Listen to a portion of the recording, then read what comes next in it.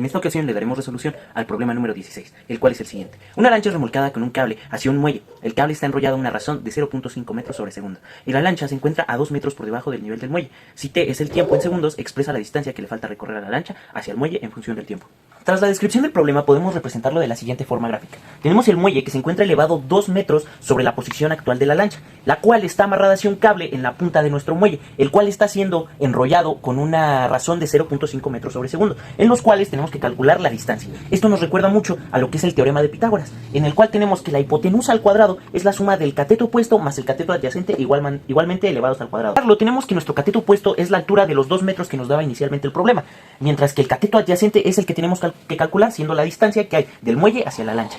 Y finalmente la hipotenusa, que como tal no tenemos una razón de cuál es su medida, pero podemos considerar los 0.5 metros sobre segundo.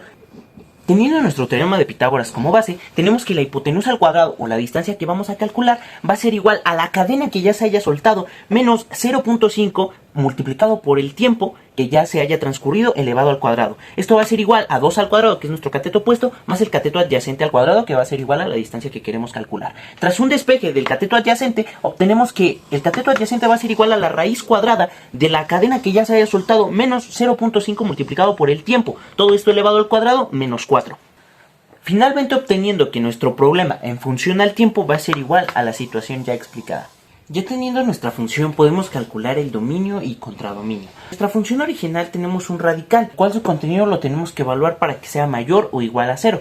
Para esto tenemos que ir despejando t. Lo primero que haremos será pasar este menos 4 del otro lado, teniendo un 4 positivo. Para poder eliminar el cuadrado que tenemos del lado izquierdo, lo que haremos será sacarle raíz a los dos lados. De esta manera podemos eliminar el cuadrado del lado izquierdo y se reduce nuestro 4 a 2. Pero lo que sabemos es que la raíz de 4 tiene dos resultados, que es menos 2 y más 2. Dándonos en el dominio de la función de menos infinito hasta la cadena soltada menos 2 sobre 5, incluyendo este valor, ya que en este punto de la gráfica sí hay un valor. Todo esto unido a la cadena soltada más 2 sobre 0.5 hasta infinito. En cambio tenemos el dominio del problema, en el cual no podemos tener valores negativos, ya que el tiempo no se puede contar de forma negativa. Incluimos el valor de 0, ya que a pesar de no haber pasado tiempo, hay una distancia entre el muelle y nuestra lancha, hasta el valor de la cadena soltada menos 2 sobre 0.5, de igual manera incluyéndolo. En el lado del contradominio lo que tenemos que hacer es igualar nuestra función con y.